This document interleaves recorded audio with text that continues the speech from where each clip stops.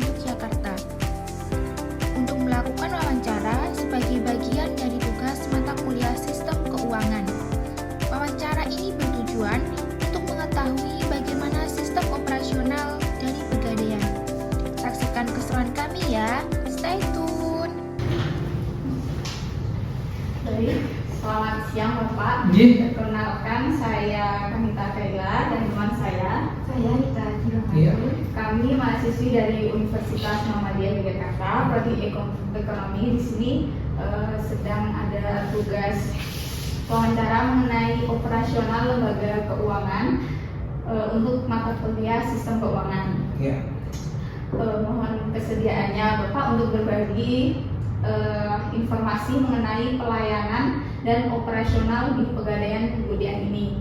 Mungkin wawancaranya akan memakan waktu 10-15 menit. Bapak berkenan? Boleh, tidak apa-apa. Yang ditanyakan apa? Kami akan mulai dengan beberapa pertanyaan sederhana saja. Langsung saja ya. Tidak apa-apa. Pertama kami ingin bertanya bagaimana mekanisme atau cara kerja dari Pegadaian Kemudian ini. Mekanisme ya. Jadi kalau Pegadaian itu kan memang lembaga keuangan yang ditunjuk pemerintah dalam rangka melayani masyarakat dengan jaminan barang ya. Jadi kami memang fokusnya dari awal berdiri kan tahun 1901. Jadi sebelum kemerdekaan sudah berdiri, itu memang yang kami terima itu sesuai dengan apa yang difungsikan kepada kami itu adalah jaminan atau jaminan barang bergerak. Misal emas, misal elektronik, seperti itu ya. Jadi perbedaan dengan perbankan, kalau perbankan kan surat-surat berharga seperti sertifikat, seperti yang lainnya ya. Walaupun ketika kesininya ya, ketika terjadi kami di 2011 KPT, otomatis kami ada variasi-variasi layanan. Termasuk juga sekarang kami juga sudah terima untuk sertifikat. Termasuk kami juga untuk tabungan emas sekarang itu ada deposito emas. Jadi sebagai agunannya tabungan emasnya didepositkan seperti itu. Kalau bank itu kan uang, tabungan didepositkan, gitu kan. Kalau kami kan tabungan emas bukan tabungan uang. Gramnya itu nanti yang didepositkan. Karena ada perubahan status kami ketika menjadi PT, otomatis kami banyak variasinya untuk produknya ya. Jadi kalau produk intinya kami itu adalah pemberian pinjaman dengan jaminan barang bergerak. Itu ya intinya. Baik, kalau dari barang-barangnya tersebut, syarat utama yang sering buat barangnya nggak bisa digunakan buat jaminan itu apa, Pak? Barang yang tidak bisa digunakan untuk jaminan, misal barang kredit belum lunas, senjata api, barang yang mudah terbakar kayak gas, itu nggak boleh. Tabung gas itu kan mampu, sebenarnya digadaikan kan ada harganya ya, cuman nggak boleh. Jadi yang barang yang mudah bergerak, bau, barang kredit atau senjata api itu memang tidak diperbolehkan. Termasuk juga barang inventaris negara, misal laptop itu kan kadang pegawai dikasih ya, nah itu digadaikan nggak bisa. Seperti itu yang larangan ya.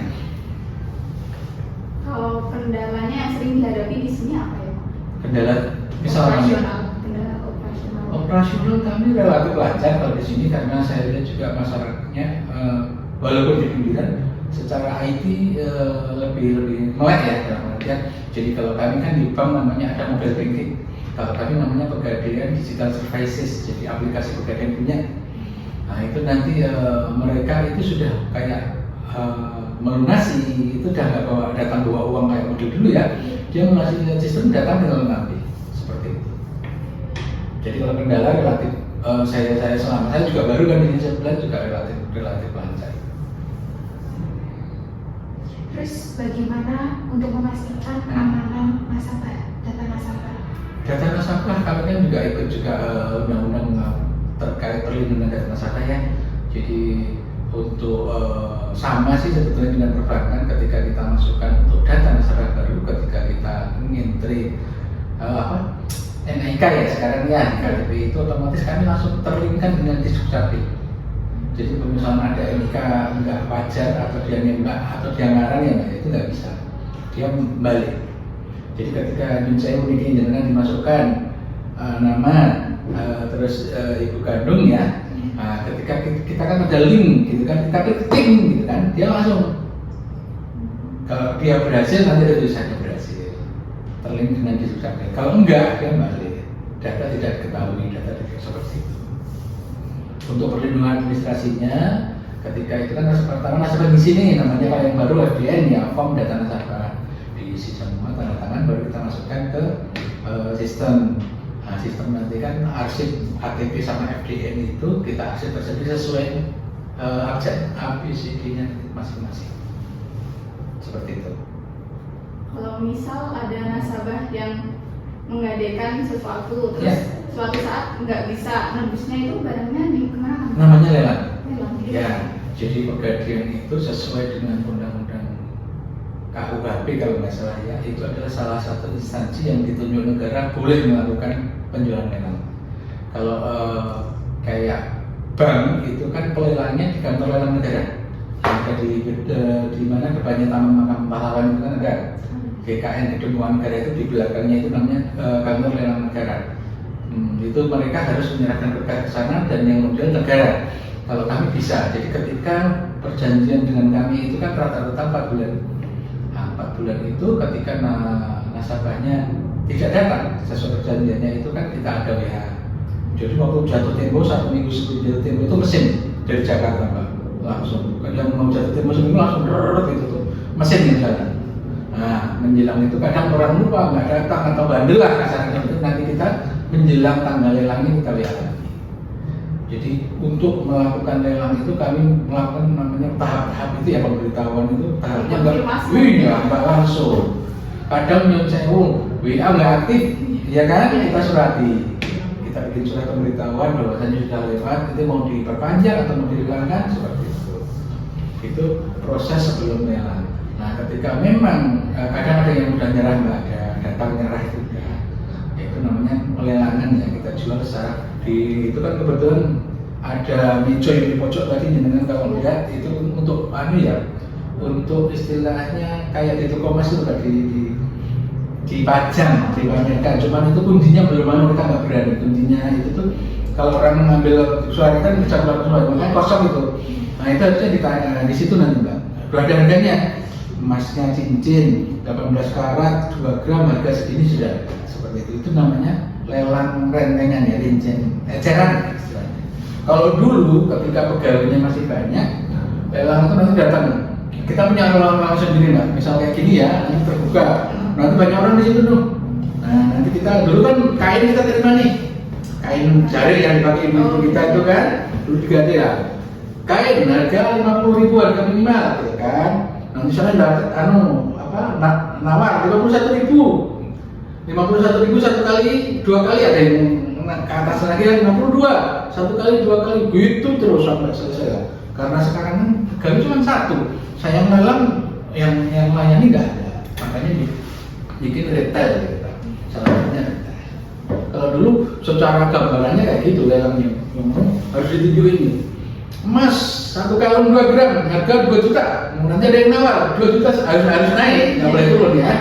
2 juta 10, 2 juta 10, kadang rame Mbak lama-lama itu kan ya. Nah waktu dulu pegawai 1 kantor kayak gini ada penakjil itu ada 4, misal dipakai 2 kan masih pelayanan masih jalan. Kalau sekarang 1 pelayanan nggak jalan, makanya pakai retail itu. Seperti itu gambarannya. Kalau secara aturan kayak lelang malam biasa Mbak, kayak di kayak di TV film itu ya. Ini ya biddingnya berapa itu ya. Cuman karena keterbatasan pegawai kami pakainya pajak seperti itu. Kendala itu sebetulnya karena sekarang udah IT ya. Kalau dulu banyak banget kendala ketika kayak perpanjangan itu kan dulu harus datang nih. Saya misal terbang ke Medan, ternyata jatuh tempo, saya harus datang ke Bodean, nggak bisa meregister. Kalau sekarang udah nasional, dia ketemu pegawai di Medan, perpanjangan bisa. Jadi sudah relatif modernisasi sudah. Iya, betul. Kalau tantangannya di sini menjadi sejauh ini? Tantangan kami ini kan kayak target banyak ya, nggak aja. Kalau Gade sudah tercapai, target kami untuk 31 Desember sudah tercapai kemarin di bulan pertengahan bulan Mei. Karena apa? Karena harga emasnya naiknya luar biasa. Kita 99% atau 98% itu barang yang masuk ke sini itu jadi emas. Ketika ada emas naik, otomatis ikut-ikutan kan. Nah, yang pinjaman kan bisa jadi 1.200.000 kayak gitu kan, otomatis naik gitu ya. Cuman yang untuk pembelian ada target lain, misal kita jual emas batangan nih secara kecil, nah, itu yang agak ketika harga emas tinggi itu yang beli banyak Mbak. Ketika sekarang harga turun tuh nggak tahu kemana orang itu malah nggak beli. Apa uangnya udah habis gitu ya? Atau kemarin dia FOMO kan? Kemarin emas itu nggak ada loh. Sampai punya uang berapapun emas itu nggak ada loh. Sampai emas batangan nggak ada. Sampai mau antri di mana itu nggak ada. Barang itu di antamnya pabriknya itu stok bahan dasarnya hilang, habis. Nah, ketika kemarin tuh harga normalnya itu 1,9 sampai 2 juta, orang mau beli 2,5 kemarin itu. Saking FOMO-nya itu seperti itu. Nah, ketika kemarin sekarang harga udah 1,9, saya juga heran orang kok nggak pada datang gitu. Ternyata ya mungkin fluktuasi orang-orang FOMO, orang panik kan di situ. Terus kita kan juga ada mikro ya, mikro itu selain gadai, itu kayak tadi saya bilang karena PT kan ada namanya usaha lain. Usahanya kayak bank itu Mbak, ada terima BPKB, terima sertifikat. Cuman kalau yang berdiam ini kan kita sudah ikut holding itu kan jadi satu nih. Ultra holding mikro itu yang Jokowi punya itu kan udah jadi BRI, Pegadaian, PNM jadi satu, Indonya di BRI, gitu kan. Jadi ketika kami mau khusus mungkin ya yang di jadi satu ini kan kita nggak boleh beririsan kan produknya. Maksud saingan sama jual-jualan sertifikat kan nggak mungkin kan. Mungkin itu yang itu kan kita ditipiskan kan target untuk yang mikronya itu karena kita beririsan dengan yang teman-teman yang lain. Jadi kita fokusnya ke gadai sama jual emas.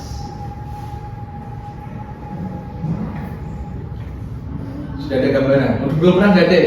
Belum. Nah, gadai itu dengan gambaran nih, sebenarnya KTP 1 gram misalnya yang hitamnya 6 sekarang 1,4 kalau itu 1,4.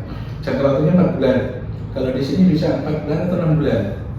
Nah, 1 jutanya itu 2,4% bunganya. Nah, kalau di kami sewa modal, kalau di luar bunga ya. Jadi kalau 1 juta itu 1 bulannya 24.000. 2,4 ya. Nah, itu nanti monggo pinjamannya berapa. Jangka waktu 4 bulan. Kalau misalnya cuma 2 bulan dari rezeki ini, boleh diambil. Jasanya atau bunganya cuma 2 bulan lah sampai 4 bulan. Dan tidak harus tiap bulan datang ya kayak langsung itu enggak. Nanti langsung berapa lama pemakaian aja, kalau 2 bulan rezeki udah ada boleh, 3 bulan juga boleh, 4 bulan sampai tertentu boleh. Jangan lewat yang jatuh temponya. Kalau lewat tadi namanya lewat. Itu ya gambarannya kayak gitu kalau tadi. Berarti semisal hari ini gadai kita langsung cair gitu ya Pak? Iya. Gadai itu langsung deh. Sekarang masuknya masuk rekening karena kita holding. Jadi untuk pencairan itu semuanya masuk BRI. Jadi kalau misalnya tidak punya kita bukakan gratis ATM. Dan nanti langsung diambil, sebenarnya tinggal nyebrang ATM. Karena dia satuan itu. Kalau pegadaiannya lain belum kayak gini Mbak. Dia kan pegadaian sendiri. Di Jogja cuma 3, Prambanan, Sini sama Brosot. Gabungan. Jadi itu kan yang ngadep pintu itu BRI. Bajunya sama kalau sebenarnya. Yang sini pegadaian. Nah, CS-nya tadi 1, 2, 3 BRI, ya pegadaian yang ada di sini. Kalau PNM dia kantornya di belakang karena nggak punya loket. Dia datangnya pagi, nanti jam 8 sudah hilang semua. Nanti asal dia balik ke pengumuman. Seperti itu kalau ada kerja di PNM. Itu namanya senyum, makanya gedungnya namanya senyum kan, sentra ultra mikro. Itu berbagai Jokowi. Pergabungan itu ya. Kan holding semua, hotel holding, pertambangan holding. Nah, yang mikro kan holdingnya Pegadaian, PNM sama BRI. Termasuk yang ekonomi syariah kan holding juga BSI kan, dari Mandiri Syariah, BRI Syariah, BNI Syariah jadi satu ke BSI. Kayak gitu. Kalau sini cari logo Pegadaian? Nggak ada. Kalau dulu hijau jelas, ada uangnya gede, Pegadaian terus pagernya kan hijau Mbak. Nah, kemarin saya juga manggil tukang tuh muter-muter juga. Kantornya di mana Pak? Dulu kayaknya depan pasar kan? Dia muter-muter. Ya yang dulu Pak, namanya nggak ada. Adanya ada BRI, ada di atas itu BRI, PNM sama Pegadaian. Karena itu programnya Jokowi itu Itu tadi holding di ekonomi mikro. Kalau untuk sistemnya sama pegadaian syariah, bedanya apa? Syariah itu dia mengambil namanya munah atau ujroh. Kalau kami bunga sewa modal ya. Kalau di konven tarifnya sewa modal atau bunga itu diambil dari uang pinjaman. Jadi dia pinjam dikalikan berapa 2,4% tadi. Kalau di syariah itu dari taksirannya nilai barang bukan pinjamannya. Jadi dia nilai barangnya berapa? Kayak orang gambarannya kayak kita ke mall kita titip motor itu loh mbak, sewa tempat kalau di syariah itu namanya ujroh atau munah. Munah itu biaya-biaya yang dikeluarkan dari transaksi. Kalau jatuhnya hampir sama, hampir 2,4% juga kalau nominalnya. Selisihnya paling 100-200 perak. Cuma beda itunya tadi. Akadnya? Ya, karena kalau ketika nanti syariah dia diambil dari uang pinjaman, maka jatuhnya ke riba, tetap nggak boleh. Makanya dari taksirannya nilai barangnya bukan dia pinjamnya. Seperti itu. Walaupun nanti prakteknya rupiahnya hampir sama. Kalau ditawarnya ke uang hampir sama, tapi kalau dari akadnya memang yang membedakan itu. Dia diambil, kalau kami kan namanya ada taksirannya barangnya, ada uang pinjaman. Taksiran ke uang pinjaman itu 92%. Misal nih, ada kita taksirannya 1 juta, pinjamannya berarti 920 ribu mbak maksimalnya. Nah kalau yang konven itu diambil dari 920 itu tarifnya, kalikan 2,4%. Kalau syariah dari yang 1 juta, ini barangnya. Itu yang membedakan prinsip di awalnya. Kalau jatuh nanti bayarnya habisnya berapa? Sama. 1 juta jatuhnya 92 itu 4 bulannya hampir sama. Selisihnya malah 91.800 sama 92 seperti itu. Kok nggak ngambil syariah? Anak Muhammadiyah. Kalau secara awal ya tadi ya mbak ya, kayak nerima barangnya sama persis. Cuman akadnya yang menentukan jasa simpannya itu yang membedakan. Yang membedakan, meruntuhkan konven ya, biar beda itu. Kalau itunya sama, 4 bulan juga sama persis. Apa? Produk lainnya banyak ya. Kalau di syariah itu kan ada yang syariah itu punya produk banyak. Jadi kayak kredit motor ada amanah namanya. Terus Harun Haji itu pembiayaan untuk mendapatkan porsi haji. Porsi haji itu reguler kan 25 juta nih. Itu bisa ada pegadaian. Nanti jaminannya 3,5 gram. Nanti sama surat-suratnya ditahan, surat-surat yang SA, BPIH, SPPH itu ditahan. Nanti dia akan surat ketika lunas itu kembali semua untuk berangkat haji. Namanya Harun Haji. Nah itu nanti dipakai kami juga, konven boleh, namanya diwakilkan, wakilah akadnya. Jadi yang punya produk syariah diwakilkan ke kami, boleh. Jadi kami juga menyalurkan Harun Haji seperti itu. Mungkin cukup sekian wawancara dari kami. Sudah ada gambaran ya? Ya sudah. Oke. Terima kasih banyak atas waktu dan informasinya dari Bapak. Jadi sangat membantu tugas kami di mata kuliah sistem keuangan. Terima kasih. Jadi barangkali nanti untuk generasi muda biar lebih tahu pegadaian ya. Siapa tahu juga nanti kerja di pegadaian syariah, kita nggak tahu ya. Oke, monggo kalau sudah siap.